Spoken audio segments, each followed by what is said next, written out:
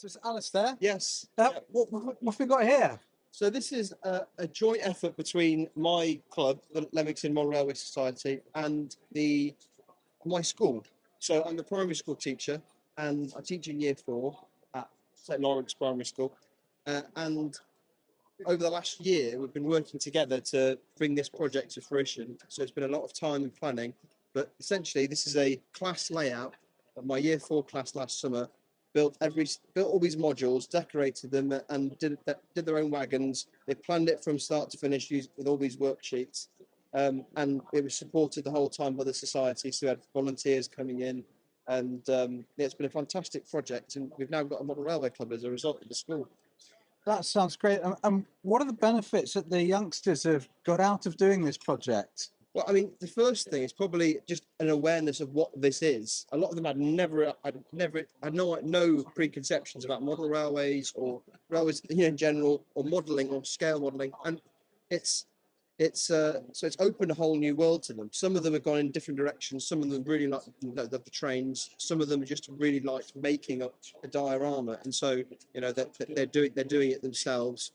And as you know, and we've now got 5 or 6 children joining on me on a Monday night to do this sort of thing on a larger scale. So we're going to go into other scales as well, outdoor stuff maybe. Yeah, that's great. And what age are we talking about here at your school? So this is 7, 8, 9-year-olds, because the kids from last year are also still in. Kids who made these are now no longer in my class, but they're still coming to the club. But my current class are also really interested in it. So yeah, it's sort of the midway between upper and lower key stage 2. Do you want to just sort of tell us about a couple of the different modules that you've sure. got here? So we've got one here which is very curriculum based. On the other side of there, there's a big sign that says history. So that was a little girl's favourite subject there.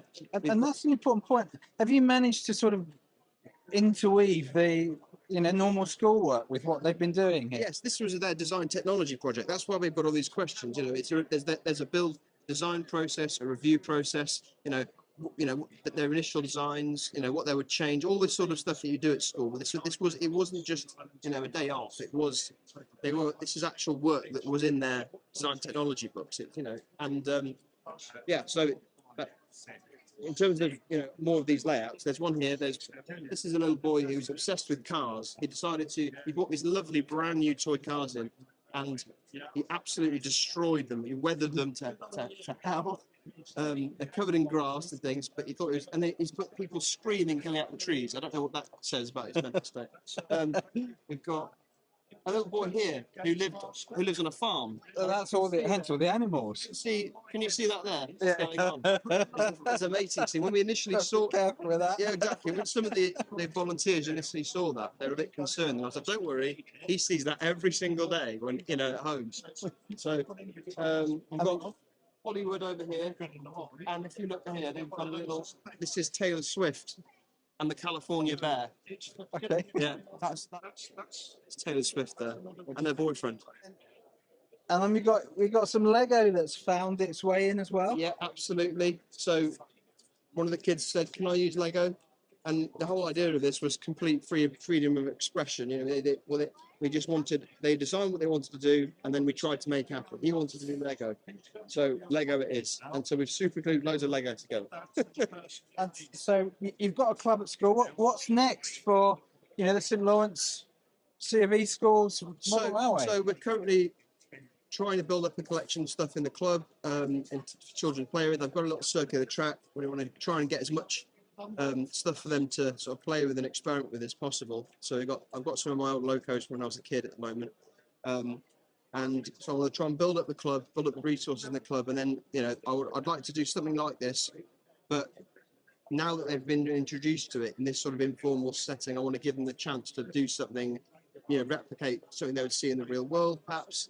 In the summer term, I'd love to do something on a larger scale to get them outside. So I'd love to lay down sort of maybe a 32mm or 45mm track in our vegetable garden.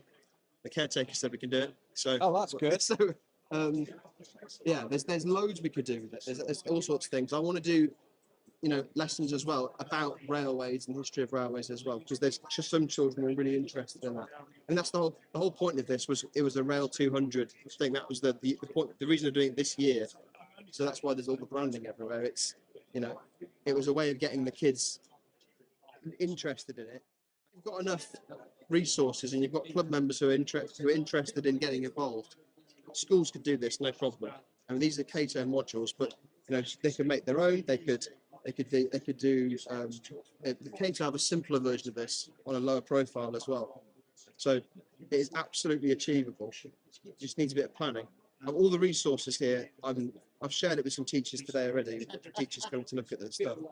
But we're going to put all the resources I made on the club website, so anyone who wants to get involved and try it, in the future, can download them and do it. So if anyone wants to get in contact with you, how do they get in contact with you? Probably through the club. Best. So get our club information. Email the club.